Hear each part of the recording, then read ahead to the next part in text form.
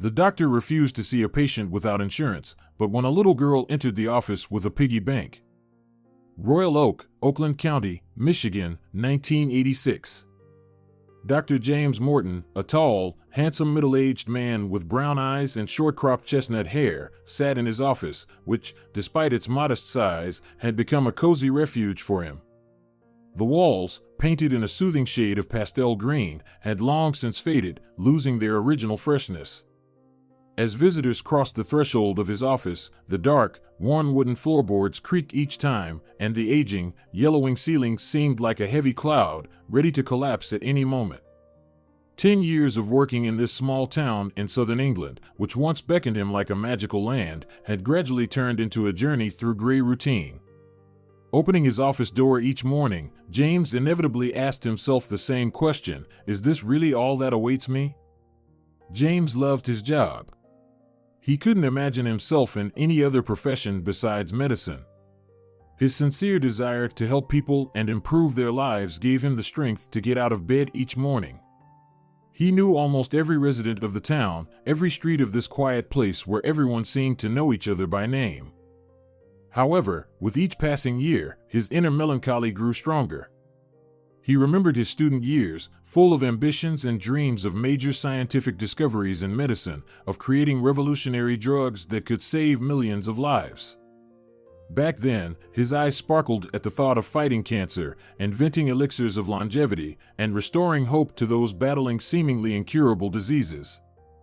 But now he was just a village doctor, whose days were filled with routine cases, colds, back pains, the everyday ailments of the elderly, and much more, just as dull and monotonous as his entire life. Of course, he appreciated the opportunity to help these people, but deep down, he was tormented by thoughts of untapped potential. The first thing I should have invented was a cure for boredom and melancholy, and only then should I have come to this town, he often thought, laughing at his own thoughts. Against the backdrop of the fading sounds of the day, as the last patient left his office, James sighed and leaned back in his chair. Outside, the sunset began to set, and the golden rays of the sun gently touched the antique window frames, creating an illusion of warmth that the doctor so lacked. Over the years spent in the town, almost every one of Dr. Morton's patients had become part of his daily life. Most often, he was consulted for ailments like children's colds, back and joint pains in the elderly, and occasionally heart attacks in relatively young people. Although these illnesses did not offer much variety, they required not only medical knowledge but also psychological involvement from the doctor. James often recommended that his patients change their lifestyle, give up fatty foods and pastries, and start following a diet. He warned them about the serious consequences of their current habits, and they, looking him straight in the eye, promised to change everything. However, after a while, these same people ended up back in his office with the same problems, often even more aggravated. On one such day, Mrs. Hayward, a pleasant elderly lady suffering from chronic arthritis, walked into his office again. Several months ago, she had promised James to reduce the amount of pickles and smoked foods in her diet. "Dr. Morton, I think it's only gotten worse," she complained, slowly sinking into a chair. "I tried to follow your advice, but my arthritis won't calm down." "Tell me, what exactly do you eat every day?" the doctor calmly asked, pulling out a notepad. Mrs. Hayward began to list her daily diet, and it soon became clear that she hadn't quite understood the proposed changes. She had replaced fatty pork with chicken but continued to consume her favorite smoked meats and pickled cucumbers abundantly. "You see, Mrs. Hayward, arthritis requires a more careful approach to your diet. It might be worth visiting a nutritionist who can create a personalized diet plan for you," James suggested. Such conversations were an inevitable part of his job. He knew that most of his patients would return to him with the same problems, but the hope for their realization and desire to change always remained. This recurring routine reminded him of why he had chosen medicine in the first place, to help people not only treat but also prevent diseases. Perhaps these small victories were the new discoveries he had dreamed of in his youth. Dr. James Morton remembered the day he had literally pulled one of his patients back from the brink of death. It was Henry White, an elderly man whose love for homemade food sometimes crossed all reasonable boundaries. Henry had already visited James several times with health complaints that, as it turned out, were rooted in his dietary preferences. That day had started like any other, but soon an urgent call came to Dr. Morton's office. Henry had suffered a stroke, and his condition was critical. Arriving at the scene, James found Henry unconscious, with rapidly deteriorating vital signs. The doctor immediately began providing first aid, stabilizing his condition for further transportation to the hospital. After the incident, when Henry began to recover, he confessed to the doctor with a sense of guilt. "I couldn't resist, doctor. I couldn't help myself. If only you had tried the duck my wife makes, you wouldn't be able to tear yourself away either." James listened to him, feeling a mix of disappointment and sympathy. How many times had he warned Henry about the need to follow a diet? How many times had Henry promised to change his habits? But now, seeing him in such a state, the doctor realized that his efforts to change the patient's habits had been practically futile. This realization was a hard lesson for James about the limits of his influence as a doctor. "Maybe our job isn't about changing people," he said thoughtfully as he sat beside the recovering Henry in the hospital. "Maybe our task is to provide them with choices and help them when they are ready." This case left a deep mark on James's heart and mind. He realized that every choice his patients made was part of their life's journey, and his role was not that of a director, but rather an advisor on this path. And while he could try to prevent some of the disasters that awaited them, the final choice always remained with the patients themselves. At the same time, the doctor himself wasn't averse to enjoying good food and drink. He always knew that his penchant for gourmet dishes and wine could become a problem, and he understood that in recent months, this small pleasure had turned into a real addiction. The evenings, which he used to start with a single glass to relax after work, now stretched into long hours of solitary drinking, continuing well into the late night. Noticing how his habit was worsening, he tried to convince himself of the need for change. "It's all because of the boredom," he would murmur grimly, pouring himself another glass of red. In his small yet cozy office with greenish walls and a worn floor, James spent his evenings reflecting on the years gone by. "I need to change something. I should return to the big city, perhaps become a university lecturer. There, among students and academic discussions, I will find my old inspiration," he dreamed, but these thoughts remained just dreams. One evening, when another bottle of wine was almost empty, he realized that this boredom and loneliness could destroy him. "I'll drink myself to death here," he admitted with sadness in his voice, staring into the empty bottle. But despite all his fears and plans for change, every morning he would open the door to his office, meet the same patients, and return to his solitude. His life flowed slowly and inevitably, like wine from a bottle, leaving no room for change. Yet, in the measured life of the doctor, there were some advantages. For instance, the attention of women. Young girls often visited him not so much because of illnesses, but to attract the attention of the handsome doctor. For them, marrying such a man would be a great match, promising a stable and secure future. Or the experienced women, who sought comfort in his presence, tired of their aging husbands who, to put it mildly, no longer had the same passion and strength. They came to him, full of fatigue and disappointment, but in his office, between the dark walls and under the antique ceiling fan, they found temporary solace. Sometimes their visits ended not only with talks about health, but also with comforting embraces, which, in James's opinion, were also part of the treatment. In the big city, this wouldn't happen, he mused, zipping up his pants and escorting another grateful patient to the door. There, in a world where specialists are on every corner and each one is ready to do anything for their career, there's little left for a man in my position. I wouldn't get any peaches like this there. The doctor glanced at the door. In big cities, such encounters would be nothing more than professional breaches of ethics, not personal consolations, as they are here in this secluded corner of the world. Thus, day after day, life in the quiet town offered him temptations he couldn't always resist. Each day, as he opened the door to his office, he found in this seclusion and monotony something to fill the emptiness of his heart, even though he knew it was only a temporary solution. The town's residents loved and respected the doctor. He was not just a medic but an integral part of their lives. His office, where he saw patients, became a place not only for treatment but also for friendly meetings.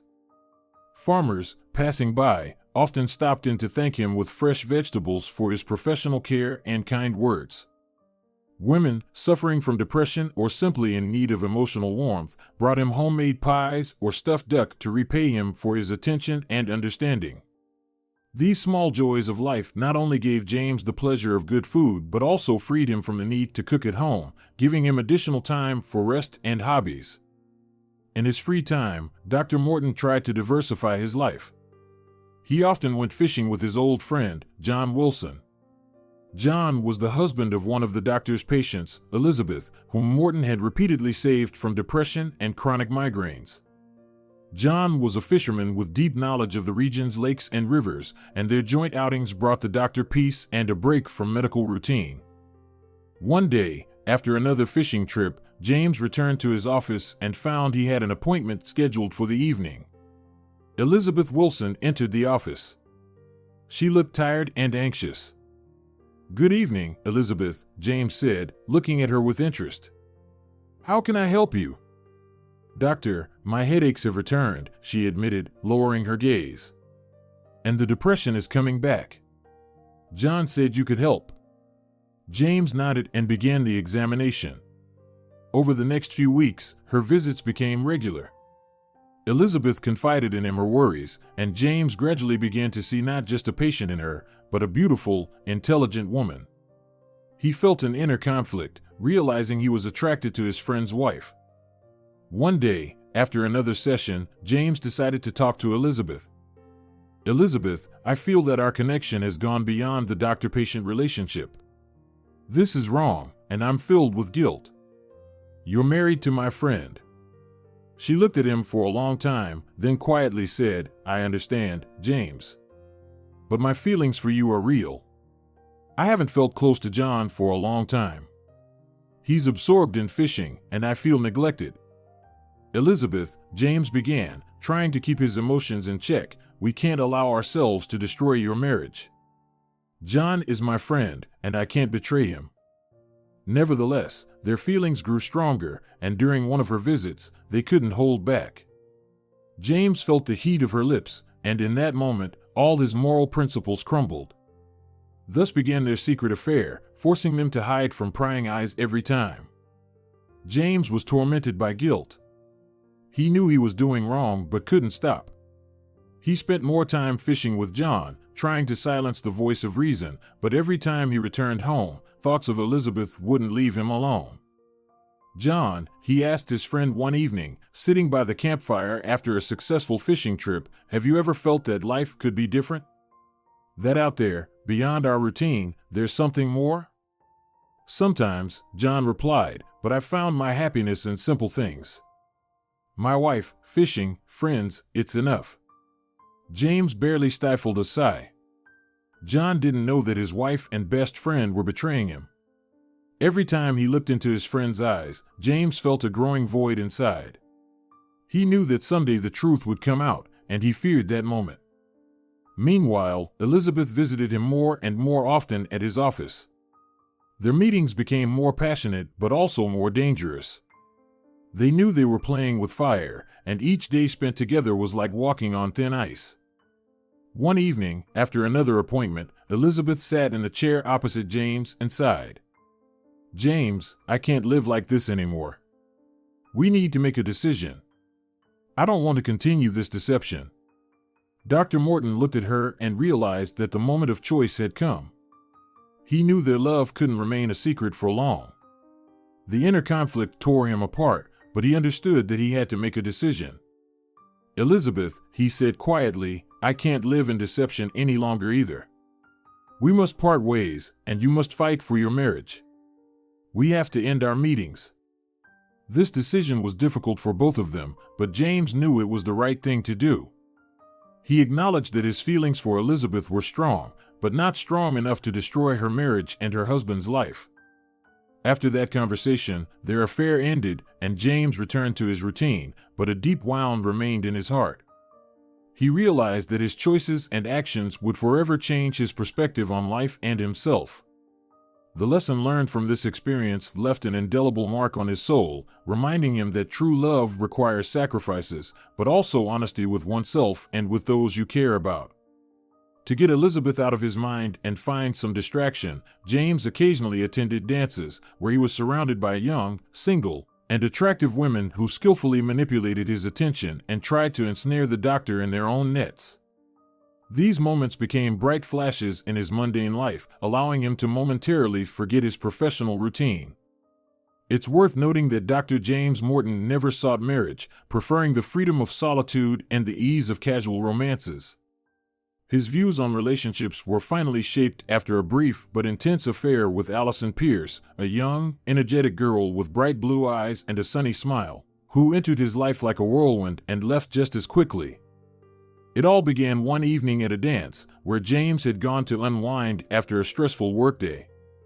Allison was there, like the sun in a dark hall, her laughter echoed over the heads of the dancers. She danced with unabashed enthusiasm, attracting the eyes of everyone present. James couldn't take his eyes off her graceful movements, and when she approached the bar for a drink, he found the courage to invite her to dance. Over the next few weeks, they were inseparable. Allison turned out to be not only beautiful but also intelligent, full of passions and dreams which she eagerly shared with James. However, the closer they became, the more apparent it was that their worlds were too different. Allison craved adventure and change, while James valued the stability and solitude that his profession provided. The peak of their relationship came one night when, after another date, Allison stayed over for the first time. The next morning, waking up next to her, James realized that he couldn't offer her what she was seeking in life. His own fears and insecurities about a future where he had to share his life with someone else became an insurmountable wall between them. The decision came painfully but swiftly. James explained to Allison that he wasn't ready for the commitment she deserved, and that he feared stifling her freedom with his limitations. Allison, though upset, understood his honesty and gracefully accepted his decision. They parted ways, leaving behind only memories of brief but bright moments of happiness. This experience solidified James's belief that marriage was not for him. He continued his life, filling it with casual encounters and professional achievements, but deep down he knew that some wounds from disappointment take a very long time to heal. Occasionally, his gloomy, monotonous evenings were brightened by chess games with the elderly owner of an antique shop, who captivatingly recounted his participation in World War II. These stories allowed James to feel a connection to the past and reminded him of the importance of memory and respect for history. Richard Holmes was a man with many stories, and his recollections of World War II always made a deep impression on James. One evening, as they sat down again at the chessboard in Richard's cozy, book-scented shop, James moved his knight and asked, "Richard, you mentioned you fought in World War II. Tell me more. I've always admired your stories." Richard smiled, thoughtfully gazing at the chessboard, and began his tale. "It was in 1944 when I was drafted. I was just 20 years old, and I ended up in an infantry battalion. Our task was to hold the front line in Normandy after the Allies landed.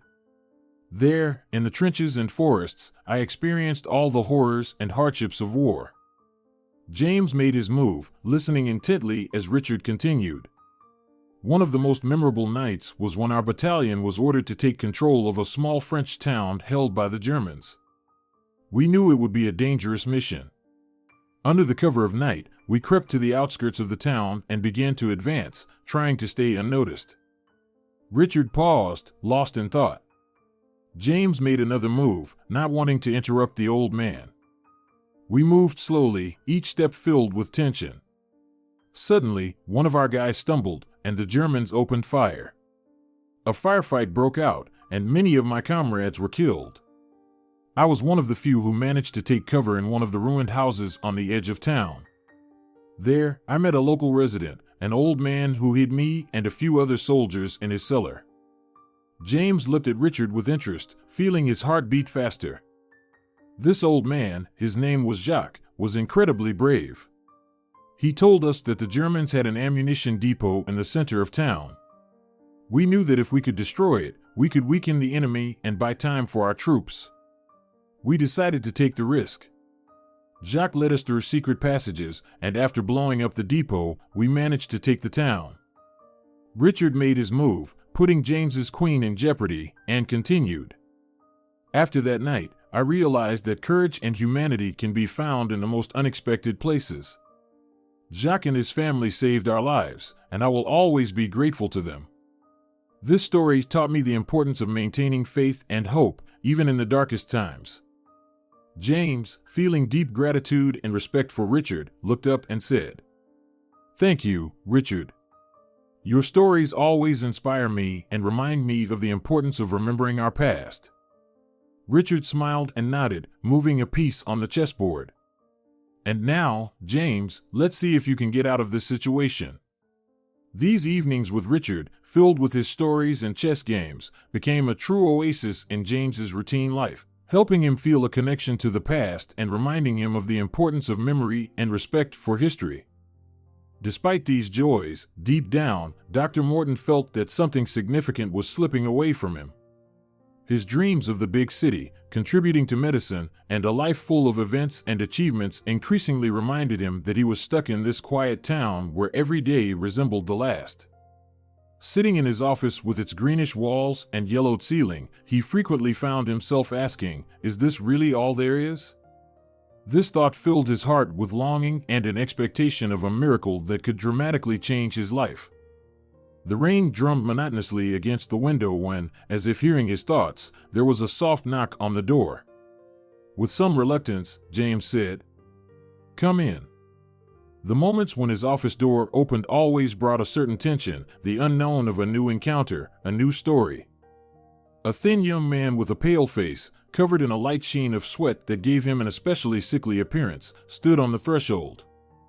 His eyes were filled with anxiety, and his hands trembled slightly. "Well, come in," repeated the doctor, curiously observing the visitor. This man was unknown to him, which surprised him even more. It seemed he knew everyone, or almost everyone, in the town. But this man was certainly a stranger to him. "Sit down and tell me what's going on," he said, rising from his chair and approaching the patient. "I'm feeling very unwell, doctor," the man barely managed to say in a raspy voice. "I have pains in my lower abdomen. I feel nauseous, have belching after meals, loose stools, and I think I have a fever." Coming closer and examining the patient carefully, the doctor said, "Judging by your skin color and other symptoms, I think you have jaundice, young man. But to be sure, you'll need to get some tests done, including blood work. Give me your medical records and insurance, and I'll write you a referral for the tests." "But I don't have them," the man said quietly. "And I don't have money right now either. You see, I recently arrived in town and got a job as a teacher at the local school, but I haven't received my first paycheck yet. I'm living in a small caretaker's cottage at the school and eating in the school cafeteria for now." "Why are you wasting my time?" the doctor snapped irritably. "No insurance, no medical care, no tests, no doctor. Why should I waste my time on you for free? Go to the school, sort out your documents, get insurance, and come back." "But the school principal is on vacation for another 2 weeks," the man tried to explain. "Good for him," the doctor said, even more irritated.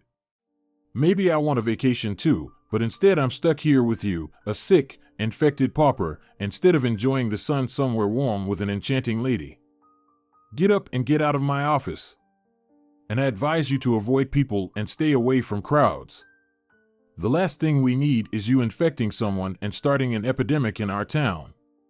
Let's hope your illness isn't contagious and is caused by some internal dysfunction. But if it is contagious and you caught it from where you came from, I don't envy you," the doctor said threateningly, rising from his chair.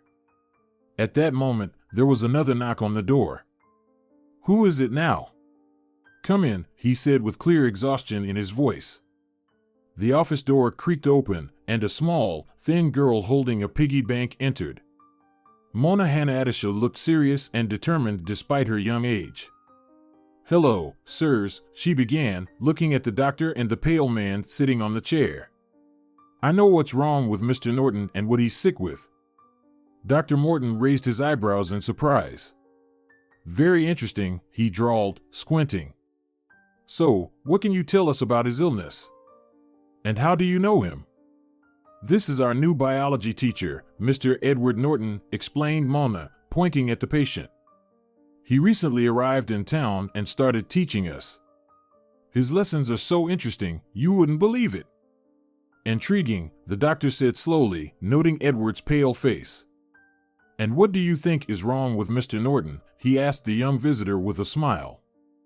I think he has infectious jaundice, Mona blurted out unexpectedly. Dr. Morton was momentarily speechless, then, blushing, he slowly rose from his chair. So, I was right, the doctor said. You were wandering who knows where, mingling with who knows whom, and then you came to our town and into my office like a harbinger of plague and apocalypse. Who knows how many people you've already infected with this filth? Now I'll be up to my ears in work, all because of some skinny fool who never learned to wash his hands properly. No, it's not his fault, Mona exclaimed fearfully. The teacher has nothing to do with it. Mona then shared a story that completely changed the doctor's perspective on the situation. A few days ago, my friends and I went to the river, Mona began. My old friend Alex joined us. He had just returned from a long trip abroad with his parents. We hadn't seen each other for over a month and were very happy to meet again. We played around, swam in the river, and laughed a lot.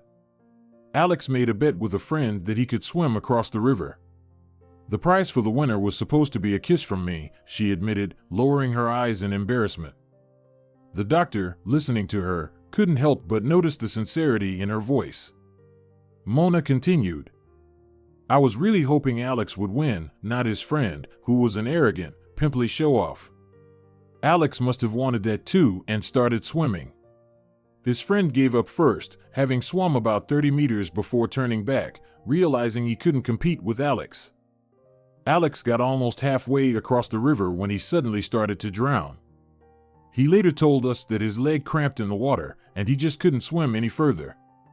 Mona paused, looked at the teacher, who was listening with gratitude in his eyes, and continued. Suddenly, from the other bank, our new teacher, Mr. Norton, swam to his aid. By the time he reached Alex, he was already underwater and showed no signs of life. Mr. Norton pulled him to the shore and immediately started performing CPR. After some time, Alex came to and regained consciousness. The teacher carried him to his small room where he's staying now, and we followed them. Dr. Morton listened with genuine interest. The girl's story revealed a completely different side of the situation. He felt his heart soften. This man, whom he had recently considered just another sick person, turned out to be a real hero. We begged the teacher not to tell our parents about this. Mona said. Alex would have been in big trouble, and the rest of us wouldn't have gotten off lightly either. The least we could expect if our parents found out was house arrest for several weeks and a total ban on going near the river. We really didn't want that. Dr. Morton nodded, understanding that this story was a true adventure for the children, but a potential nightmare for their parents. He looked at Edward Norton, who was clearly embarrassed by the whole situation. So, you turned out to be a hero, saving a child's life, the doctor said respectfully, looking at the teacher. Why didn't you say so right away? What does it matter? Edward said awkwardly. Anyone would have done the same, and my illness isn't related to this. Besides, I promised the kids I wouldn't say anything. Dr. Morton sighed and sat down at his desk. He realized his initial irritation had been unfairly directed at this man. All right, let's deal with your illness, he said, trying to soften his tone. You do look really unwell, Mr. Norton. But first, I want to know how exactly you contracted jaundice. Edward Norton looked at the doctor, then at Mona, and began his story. After that incident with Alex, I started feeling unwell myself, he began, his voice slightly hoarse. At first, I thought it was just fatigue and stress. But the symptoms started getting worse. I tried to keep working, but it was getting harder. Mona was right, I couldn't come to you because of the lack of insurance and money. And as for it being jaundice, I heard that from you for the first time. My illness has nothing to do with saving Alex, Mr. Norton concluded, glancing at the girl. It's absolutely related. Mona exclaimed loudly, raising her hands. Dr. Morton looked at her in surprise. Why are you so sure about this, Mona? He asked, astonished.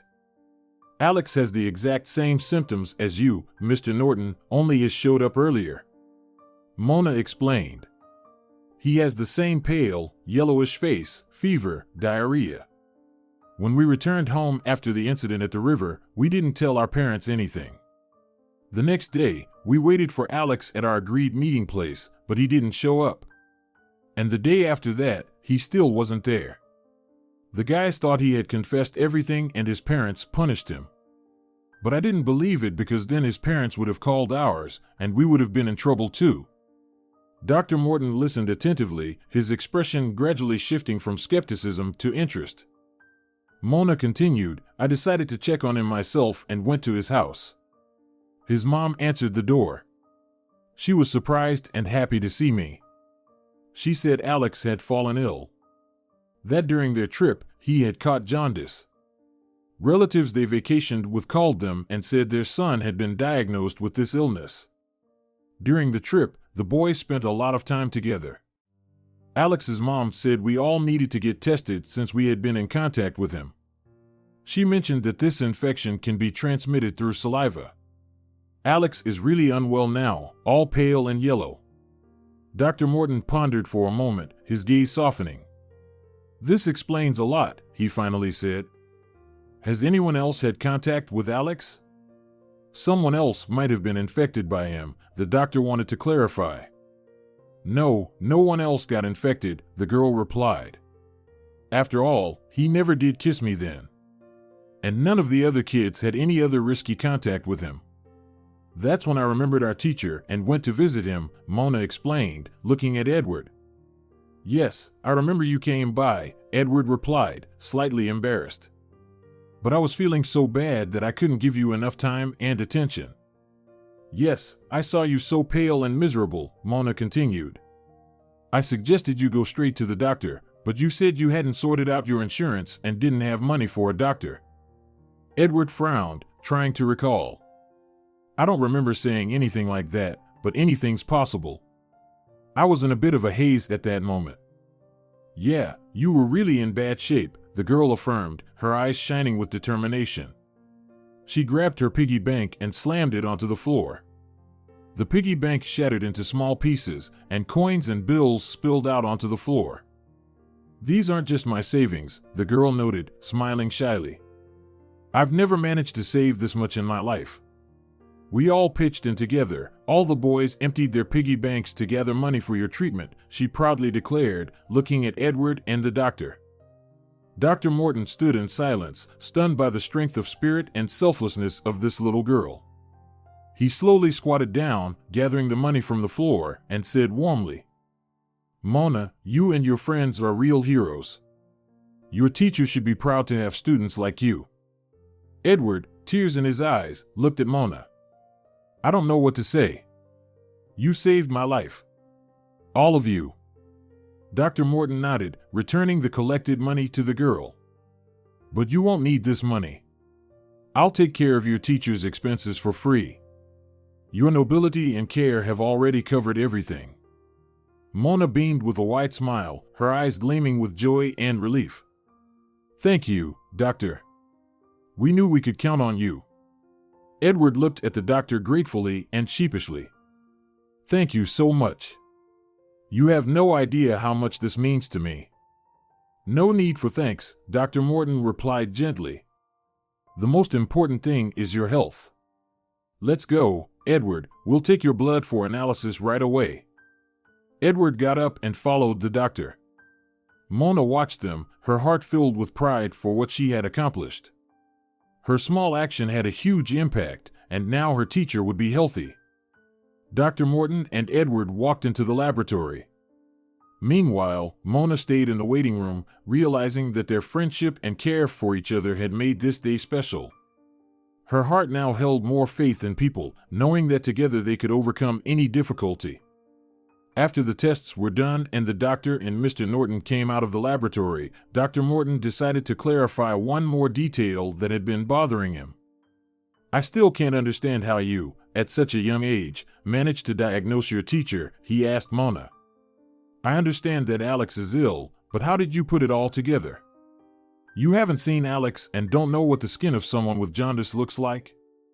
Your teacher could have had a simple case of food poisoning, for example." "I want to become a doctor when I grow up," the girl exclaimed loudly. "I love reading medical books and studying different diseases. I particularly like infectious diseases. They're so interesting to diagnose and treat." "You'll make an excellent doctor," remarked the doctor. And he was not wrong. At that moment, Dr. Morton could not have imagined that the young girl who came to his office with a piggy bank in hand would become a renowned American pediatrician. Mona Hanna-Attisha would save the lives of many children and people and help improve the water supply system in Flint, Michigan. But on that evening, Mona herself did not know how much her life would change after that visit and what awaited her in the future. Mona's story began with her determination to help her teacher, which only strengthened her interest in medicine. She spent countless hours studying medical books and volunteering, which helped her get into medical school. Her desire to help people never waned, and soon she became one of the most respected pediatricians in her region. Mona graduated from Kimball High School and earned a Bachelor of Science degree from the School of Environment and Sustainability at the University of Michigan. She began her career in Flint as an ordinary pediatrician. However, in 2014, the city faced a serious problem. The water source was switched to the Flint River, and many residents began to complain about the water quality. These complaints were often ignored. Driven by a sense of duty to protect her young patients, Mona began her own investigation. She gathered data on lead levels in children's blood at medical facilities in Flint. She compared this data with the timelines of the water source switch and discovered a significant increase in cases of lead poisoning immediately after the city started using water from the Flint River. This finding was shocking because the river water was not properly treated to neutralize corrosion in the old lead pipes through which water was delivered to homes. Mona couldn't stand by while children's health was at risk. She launched an active campaign to inform the public, meeting with parents, organizing public hearings, and reaching out to the media. Her efforts faced resistance from local authorities who denied the existence of a problem. But Mona didn't give up. With the help of colleagues and support from the scientific community, she gathered enough evidence to attract the attention of national media. The results of her research and tireless activism led the federal government to intervene, providing funding to replace lead pipes in the city and update the water supply system. In 2016, Flint began receiving water from a safer source, marking a significant success for the entire community and a personal victory for Mona. Mona received numerous awards for her work and continued to actively participate in the city's public life, becoming a symbol of the fight for environmental justice and community health. Her professionalism and courage were widely recognized.